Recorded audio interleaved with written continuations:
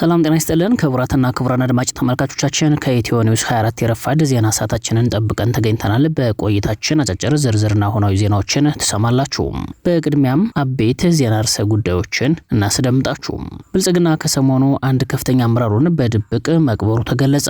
አጋዙ የዚህ አመራር ሞት እንዳይሰማ በማህበረሰቡ ዘንድ የአመራሩ ሞት እንዲታወቅ አይፈለግም በሚል በድብቅ በወታደራዊ የአስከሬን ሽኝት ጥበቃ በማድረግ በቅድስት ሥላሴ ካቴድራል ቀብር መፈጸሙ ገልጿል። አጋዙን የዚህን አመራር ሞት እንዲታወቅ ለምን አልፈለገም ሲባል የቀብር ስነ ስርዓቱ በከፍተኛ ሚስጥራዊ ጥበቃ መፈጸሙ ነገሩን ትኩረት አሰጥቶታል። የአብይ አህመድ አስተዳደር ራሱ በድብቅ ከሚሰራቸው ወንጀሎች ባለፈ አሁን በስሩ የስልጣን ቦታ ላይ የቆዩ አመራሮችን ሞት መደበቅ የተለመደ የሆነ እንዲመጣ እያደረገ ስለመቀጠሉም ተመላክቷል። ከሰሞኑ በድብቅ የተቀበሩት አመራር በፋኖ ኃይሎች ጥቃት የሞቱት ብርጋዴር ጄኔራሉ ሊሆኑ እንደሚችሉ ተጠቁሟል። በዝርዝር መረጃችን ሚስጥራዊ ቀብሩን ሁናቴና የሞቱትን ባለስልጣን እንነግራችኋለን። በደቡብ ጎንደር ቀጠና ስቴደንሳ ብርጌድ በህጠና ደፈጣ የብልጽግና ታጣቂ ኃይል ላይ ጥቃት በመፈጸም ድል መቀዳጀታቸውን አስታወቁ። ከሌሊቱ 5 ሰዓት ላይ በተፈጸመው ጥቃት የፋኖ ኃይሎች ባለድል ሲሆኑ በርካታ የብልጽግና ወታደሮች ሞት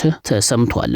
በተመሳሳይ 106ኛ ኮር የብልጽግናን የግዳጅ ሰልፍ ያከሸፈ የተጠና ኦፕሬሽን መፈጸማቸውን ይፋ አድርገዋል። በቀጠናው የምርጫ ስርዓትን ለማስፈጸም አርሶ አደሮችን አስገዳጅ ሰልፍ ለማስወጣት የገባው ወታደራዊ ኃይል ያላሰበውን ጥቃት አስተናግዷል። በአውደ ግንባር መረጃችን በዝርዝር እንነግራችኋለን። ከፋኖ ጥቃት ያመለጡትና በፍራቻ የሰዓታት አጀንዳ ከፍተው አመራሮቻቸውን ሰብስበው የነበሩት አማራ ክልሉ አመራር በፋኖ ጥቃት መሳቀቃቸውን በግልጽ ተናግረዋል። የባህር በራችንን በቶሎ እንዳናሳካ ፋኖ እየተኮሰብን ነው ያሉት አመራሩ ጠላቶቻችን በየቀበሌው የጥይት ተኩስ የሚያበዙብን የባህር በርና የወደብ ጥያቄያችንን ባጠረ ጊዜ እንዳናሳካ እዚሁ ወግዲ እናስቀራቸዋለን ብለው ነው ሲሉ ተደምጠዋል። ወግዲ ላይ የሚተኮስ ጥይት ጉዟችንን ያረዝመው ካልሆነ በስተቀር ከመዳረሻችን ስለማያስቀሩን አትልፉ በሏቸው ሲሉም ተናግረዋል። ሌላኛው በሰዓቱ ወደ እናንተ የምናስደምጣችሁ ዝርዝር መረጃችን ነው። ለውጥን እንደ ጋኔን ይፈሩታል ሲሉ ዶክተር አርከበ ዕቁባይ ተናገሩ።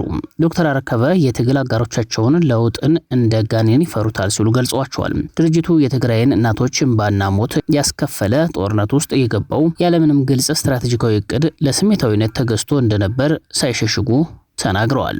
ጦሩ ወሳኝ የጦር ስትራቴጂ የተባለችውን ከተማ ተቆጣጥሯል። በባህር ማዶ ዘገባችን ደግሞ የአሜሪካ ኢራን የስምምነት ረቂቅ ይፋ የተደረገ ሲሆን የተኩስ አቁሙ ለ60 ቀን እንዲራዘም ኢራን ነዳጇን ያለምንም ቅድመ ሁናቴ በነጻነት መሸጥና መላክ እንድትችል በስምምነቱ ላይ ተቀምጦላታል። አድማጭ ተመልካቾቻችን እነዚህና ሌሎች ተጨማሪ መረጃዎችንም እያደመጣችሁ በድጋሚ ቆይታችሁን እኛ ጋር አድርጉ። ወደ ዝርዝር ዘገባዎቹ አለፍን።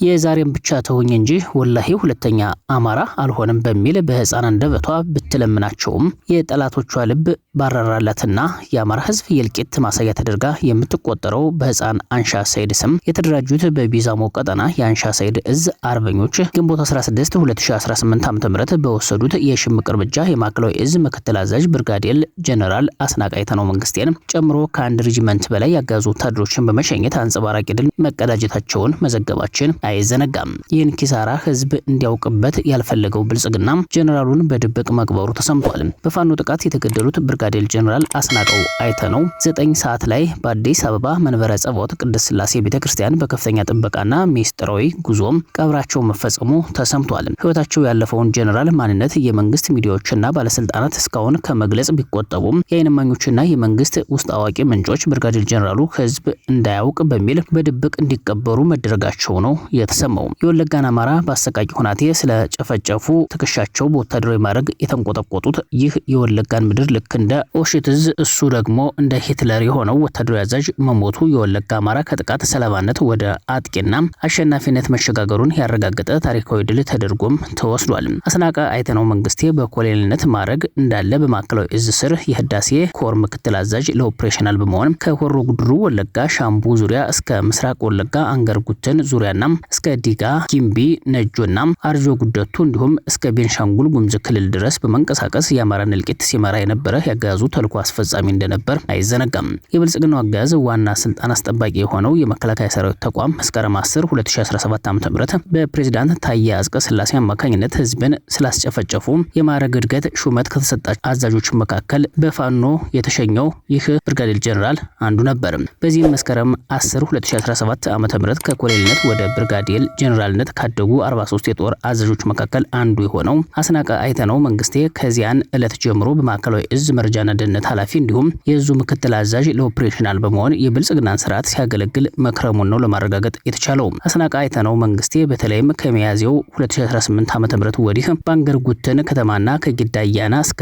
ደንጎሮ እንዲሁም ከኪረሙ ወረዳ እስከ ሊሙ ወረዳ ከዚህ አልፎ ከኡኬ እስከ ነቀምት እንዲሁም ከዲጋ እስከ ኤፍሬምና አርጆ ጉደቱ አካባቢ በመንቀሳቀስ የአማራ ተወላጆችን በማፈን በአሰቃቂ ሁናቴ ሲያስገድል ሀብት ንብረት ሲወድም የነበረ ሂትለራዊ ባህሪን የተላበሰና በንጹሃን እንባ የሰከረ በህዝብ ላይ ሰቀቀን ደቅኖ የነበረ ወታደራዊ አዛዥ እንደነበረ ምንጮች ገልጸዋል። የወለጋን አማራ በአሰቃቂ ሁናቴ ስላስጨፈጨፉ ትከሻቸው በወታደራዊ ማዕረግ የተንቆጠቆጡት የወለጋን ምድር ልክ እንደ ኦሽዊትዝ እሱ ደግሞ እንደ ሂትለር የሆነው ይህ የማዕከላዊ እዝ ምክትል አዛዥ ለኦፕሬሽናል ብርጋዴር ጀነራል አስናቀ አይተነው መንግስቴ ግንቦት 16 2018 ዓ.ም በአንሻ ሰይድ ፋኖ ኃይሎች በተወሰደበት እርምጃ ያፈር ሲሳይ ሆኖ ቀርቷል። መነሻቸውን የምስራቅ ወለጋ ዞን መቀመጫ ከሆነችው ከነቀምቴ ከተማ አድርገው በኡኬና በጉትን እንዲሁም በአንዶዴና በሻሾበር አቆራርጠው ወደ ጊዳያና ከተማ ሲንቀሳቀሱ የነበሩት የማዕከላዊ እዝ ወታደሮችና ወታደራዊ አዛዦች ዲቾ ተራራ ላይ ሲደርሱ 2 እና 3 ቦታ ተቆርጠው ከባድ የሽምቅ ጥቃት ተፈጽሞባቸዋል። በዚህም የማዕከላዊ እዝ ምክትል አዛዥ ብርጋዴር ጀነራል አስናቀ አይተነው መንግስቴን ጨምሮ አንድ ሬጂመንት የሚሆን የጠላት ኃይል ሙሉ በሙሉ ተሸኝቷል። በተጨማሪም 8 ወታደራዊ ተሽከርካሪዎች እንዲሁም በርካታ የቡድንና የነፍስ ወከፍ መሳሪያዎች በፋኖ ቁጥጥር ስር መዋላቸውን የአንሻ ሰይድ ህዝብ ግንኙነት መምሪያ መረጃ ጠቁሟል። ብልጽግና እነዚህ የሞቱ ወታደሮችን በድብቅ እየቀበረ ሲሆን እኒህን ብርጋዴር ጀነራሉን በአዲስ አበባ መንበረ ጸባዖት ቅድስት ሥላሴ ካቴድራል በድብቅ ስለመቅበሩ ነው የተገለጸው። አገዛዙ እንዲህ ያገለገሉትንም ሞታቸውን እንኳን እንዲታወቅ ሳይፈልግ በድብቅ መቅበሩ ስርዓቱ እየወደቀ መሆኑን ያመላከተ ተደርጎም ተወስዷል።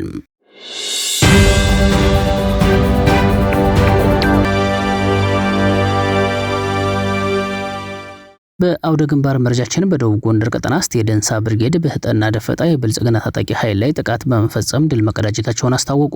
አማራ ፋኖ ብሔራዊ ንቅናቄ ሰሜን አማራ በላይ እዝ ሜጀር ጀነራል ውባንታ አባተ አንደኛ ኮር ጉና ክፍለ ጦር ስር 24 ቀን ተከታታይ የግንባር አውደ ውጊያ ከብልጽግና ኃይል ጋር ያደርጉ ያሉት እስቴ ደንሳ ብርጌድ ሌሊት 5 ሰዓት ላይ በህጠና ልዩ ደፈጣ ጥቃት ፈጽመዋል። መነሻውን መካነ ኢየሱስ ከተማ ያደረገ የብልጽግና ወታደር በ9 ተሽከርካሪና በአንድ ዙ 23 ታጅቦ ወደ አንበሳሜ ከተማ ሲጓዝ የነበረ ሲሆን ጥምር ጦሩ ልጫ ከተባለች አነስተኛ ከተማ ትንሽ ወጣ ብሎ ጉማራ ወንዝ ላይ ከምሽቱ 5 ሰዓት እስከ ሌሊቱ 7 ሰዓት ከ15 ከእስቴ ደንሳ ብርጌድ ከተውጣጡ የፋኖ አባላት በጣለ ደፈጣ ከፍተኛ የሆነ ሰብአዊና ቁሳዊ ኪሳራ ደርሶበት ማደሩ ነው የተገለጸው። በዚህ የደፈጣ ውጊያ 310 የብሬን ተተኳሽ፣ 19 የዙ 23 ተተኳሽ፣ 2 ወታደራዊ ሻንጣ፣ 525 የክላሽ ተተኳሽ ሲማረክ 2 ፓትሮል ተሽከርካሪዎች ከአገልግሎት ውጭ ስለመሆናቸውም ለማረጋገጥ ተችሏል። በሌላ በኩል 106ኛ ኮር የብልጽግናን የግዳጅ ሰልፍ ያከሸፈ የተጠና ኦፕሬሽን መፈጸማቸውን ይፋ አድርገዋል። የአማራ ፋኖ ብሔራዊ ንቅናቄ ምኒልክ ዕዝ 106ኛ ኮር በጋዞና ዋድላ ወረዳዎች ብልጽግና ሰላማዊ አርሶ አደሮችን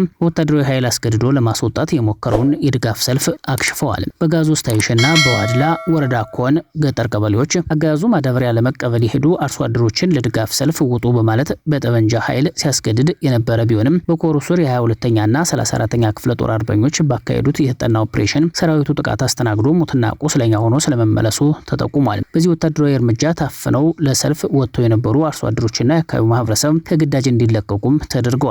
የብልጽግና ሰራዊት በፋኖ የደረሰበትን ምት መቋቋም ሲሳነው በንጹሃኑ ላይ የጭካኔ በትሩን አሳርፏል ሲባል በተስፋ መቁረጥ ስሜት በጋዞ ወረዳ ንጹሃን ላይ በሞርተርና በዙ 23 የከፈተው እርምጃ ቤታቸው ተቀምጠው የነበሩ ንጹሃኖችን ለሞት ስለመዳረጉም ተመላክቷል። በምርጫችን ስንቀጥል የብልጽግና የ45ኛ ክፍለ ጦር አንደኛ ሻለቃ የሰራዊት አባላት ከያቅጣጫው በመፍረስ የ102ኛ ኮር አካል የሆነውን የቀድሞው ዞብላምባ ክፍለ ጦር ያሆኑ 12ኛ ክፍለ ጦርን 3ኛ ሻለቃን መቀላቀላቸው ተነግሯል። በሰሜን ወሎ ዞን በራያ ቆቦ ወረዳ የአማራ ፋኖ ብሔራዊ ንቅናቄ ወሎ ቤተ አማራ ጀብደኛው አርበኛው ምኒልክ እዝ የ102ኛ ኮር የጥንካሬ ምልክት የሆነው 12ኛ ክፍለ ጦርን የጠላት 45ኛ ክፍለ ጦር ሁለት የሰራዊት አባላት ከግዳን ወረዳ መነሻቸውን በማድረግና ከስምሪት ቀጠና በመጥፋት ሙሉ ትጥቃቸውን ከተተኳሽ ጋር በመያዝ ግንቦት 17 2018 ዓ.ም በትናንትናው ዕለት ተቀላቅለውታል።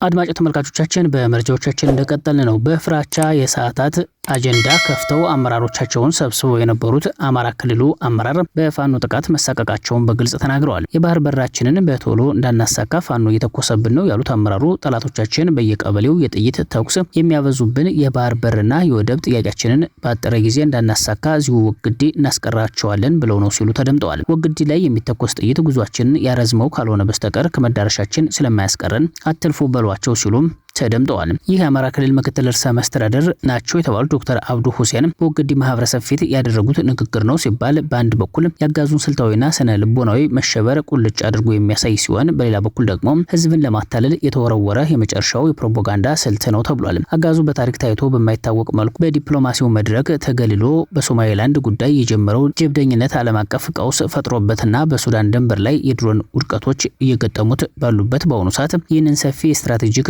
መሸፈን ወግዲ ላይ ቆሞ ፋኖ ባህር በር ከለከለን ማለት ግልጽ የሆነ የህዝብን ትኩረት ከሀገር አቀፍ ውድቀቶች ወደ አካባቢው ትረካ የማስቀየር የውሸት ስልት ስለመሆኑም ተገልጿል። አምባገነን ስርዓቶች የገቡበትን ማጥ ማለፍ ሲያቅታቸው ውድቀታቸውን የሚያሳብቡበት ቀንደኛ ጠላት መፍጠር እንደሚወዱት ሁሉ ዶክተር አብዱም ፋኖን የባህር በር ጉዞ አደናቃፊ አድርጎ በመሳል ያጋዙን የዲፕሎማሲና የኢኮኖሚ ውድቀት በሙሉ በፋኖ ላይ ለመጫንና ራሱን ከኃላፊነት ነፃ ለማድረግ እየሞከረበት መሆኑን ያመላከተበት ተደርጎም ተወስዷል። ፋኖ መሳሪያ ያነሳው የአማራን ህዝብ ህልውና ለመጠበቅ የጅምላ ጭፍጨፋን ለመከላከልና ፍትህን ለማስፈን መሆኑ የታወቀ ንግግሩ ግን ይህንን ታላቅ ህዝባዊ ዓላማ ወደ የወደብ ጥያቄን ማደናቀፍ ዝቅ በማድረግ ትግሉን አገር አቀፍ ራዕይ የሌለው ኃይል አድርጎ የማቅረብ ስነ ልቦናዊ ሴራ ነው ብለውታል። የባህር በርና የወደብ ጥያቄ ለማንኛውም ኢትዮጵያዊ ስሜታዊ አጀንዳ መሆኑን በመረዳት ይህንን የህዝብ ንጹህ ስሜት እንደ ፖለቲካዊ መሳሪያ በመጠቀም ህዝብን ከፋኖ ጋር ለማጋጨት ስልታዊ መረብ ዘርግተዋል ሲባሉ ሆኖም እዚሁ ወግዲ እናስቀራቸዋለን ብለው ነው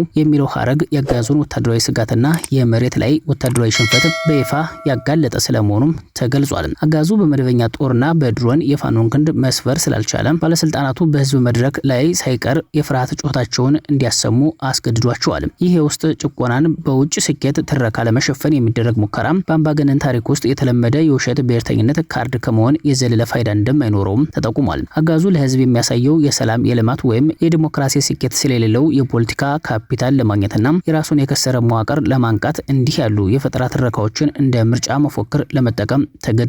ይህ የሚያሳየው የአጋዙን የሐሳብና የትርክት ድህነት ነው። ወግዲ ላይ የሚተኮስ ጥይት ጉዟችንን ያረዝመዋል የሚለው ንግግር የህዝብን ንቃተ ህሊና እጅግ የናቀ ስለመሆኑ ሲገለጽ የህዝቡ የወደብ ጥያቄ የከሸፈው በአዲስ አበባው አገዛዝ የዲፕሎማሲ ጀብደኝነትና ስንፍና መሆኑን እያወቁ ጣትን እየጠቆሙ አገዛዝ ላይ አንስቶ ወደ ፋኖ ማዞር መፈለጉ ህዝብን እንደ ሞኝ የመቁጠር ስነ ልቦናዊ እውነት ተደርጎም ተወስዷል። የአማራ ህዝብ ዛሬ ጥያቄው የመኖርና ያለመኖር የህልውና ጥያቄ ነው ሲባል የድሮን ድብደባ እንዲቆም፣ መፈናቀል እንዲያበቃና ሰብአዊ መብቱ እንዲከበር በሚፈልግበት ሰዓት ዶክተር አብዱ ግን ይህንን የሞትና የሽረት ጥያቄ አውርዶ ወደ ረጅም የባህር በር ጉዞና ንግድ ለማምጣት የህዝቡን መሰረታዊ ጥያቄዎች ሆን ብሎ ለማዳፈን የሞከረበት መንገድ የበርካቶችን ትኩረት የሳበም ነው። ጉዟችንን ያረዝመው ካልሆነ በስተቀር የሚለው አገላለጽ ወደብ የማምጣቱን የውሸት ቃል ኪዳን ወደ ሩቅ ጊዜ ማስተላለፍና ያጋዙ የጊዜ መግዣ ስልት ተደርጎም ተወስዷል። ነገ ወደብ ሳይመጣ ሲቀር ፋኖ ጦርነት ስለከፈተብን ነው የዘገየ ነው ለማለት ቀድሞ ሰበብ ማዘጋጀት ፈልገዋል። የብልጽግና አመራሮች ሲባሉ ባለስልጣናቱ ህዝብን ማሳመን እንደማይችሉ በራሳቸው ስለሚያውቁ በንግግሩ ውስጥ የሚታየው አትልፉ በሏቸው የሚለው የትዕቢትና የንቀት ድምጽ ከውስጥ ያለውን ጥልቅ ጭንቀትና መሸበር ለመደበቅ የሚደረግ የተገላቢጦሽ ስነልቦናዊ መከላከያ መንገድ እንደሆነ የመረጃ ምንጮች ሁናቴውን ሲያብራሩ ገልጸውታል። አመራሩ ተስፋ መቁረጥን በተዘዋዋሪ ያረጋገጠ ቢሆንም ሳያውቁት ያረጋገጡት አንድ ትልቅ እውነት አላቸው ሲባሉ ፋኖ መሬት ላይ የሚተኩሰው ጥይት ያጋዙን መዋቅር ሙሉ በሙሉ እያናገውና ስልታዊ እቅዶቹን ሙሉ በሙሉ እያከሸፈበት መሆኑ ግልጽ ነው ብለዋል። ንግግሩ የፋኖ ክንድ ምን ያህል ኃይልና ያጋዙን ጉልበት ያፈረሰ መሆኑን በይፋ የመሰከረበት የታሪክ አጋጣሚ ነው ሲሉ የመረጃ ምንጮች በሁናቴው ላይ ምላሻቸውን አስቀምጠዋል።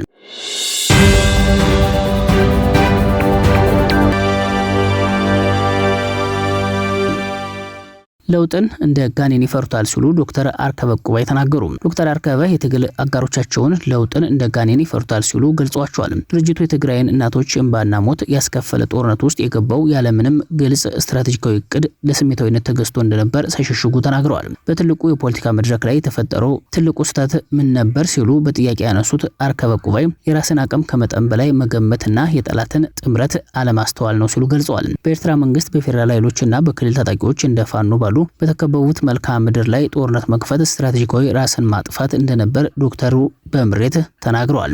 አሮጌ አስተሳሰብ፣ አሮጌ ፊት እና ወጣቱን ያገለለ አካሄድ ድርጅቱን ከሞት ድርጅቶች ተርታ አሰልፎታል በማለት አሁንም በድጋሚ ወደ ጦርነት መነዳት የትግራይን ህዝብ ሆን ብሎ ለማስጨረስ የሚደረግ ድርጅታዊ ቅዠት ነው ሲሉ አስጠንቅቀዋል። የሱዳን ጦር የኢትዮጵያን ድንበር አቅራቢያ የሚገኝ ስፍራን መቆጣጠሩን አስታውቋል። የሱዳን መደበኛ ጦር በብሉ ናይል ግዛት ባልሙሩክ ከተማ ዳርቻ ላይ የሚገኘውና ከኢትዮጵያ ድንበር አቅራቢያ እንደሆነ የተነገረለትን አልባራካ የተባለ ስፍራ መቆጣጠሩን የተገለጸው ጦሩ ስፍራውን የተቆጣጠረው ከፊል ወታደራዊ የፈጣን ድጋፍ ኃይሎች ጋር ከባድ ግጭት ካደረገ በኋላ መሆኑን ያናዶሉ ዘገባ አመላክቷል። በመጨረሻም የአሜሪካና ኢራን የስምምነት ረቂቅ ይፋ ተደርጓል። የተኩስ አቁሙ ለ60 ቀን እንዲራዘም ኢራን ነዳጇን ያለምንም ቅድመ ሁናቴ በነጻነት መሸጥና መላክ እንድትችል ተደርጓል። ሆርሙዝ ያለ ክፍያ ይከፈታል። በሰርጡ የተቀበሩ ፈንጂዎች ይወገዳሉ። በኢራን ነዳጅ ላይ የጣለው ማዕቀብ ይቃለላል። አሜሪካ በኢራን ወደቦች ላይ የጣለችው እገዳ ይነሳል። በኒውክሌር ዙሪያ በ60 ቀን ጊዜ ውስጥ ድርድር እንዲደረግ የሚሉ ስለመሆናቸውም ተገልጿል። እስካሁን በሁለቱ ሀገራት መካከል በይፋ ስምምነት ግን አልተፈረመም። የተከበራችሁና የተወደዳችሁ አድማጭ ተመልካቾቻችን ለሰዓቱ የዘጋጁት መረጃዎች እነዚህ ነበሩ። አብራችሁን ስለቆያችሁ ላቅ ያለ ምስጋና አለን። በያላችሁበት ሰናይ ጊዜ ይሁንላችሁ። በሰላም ዋሉ።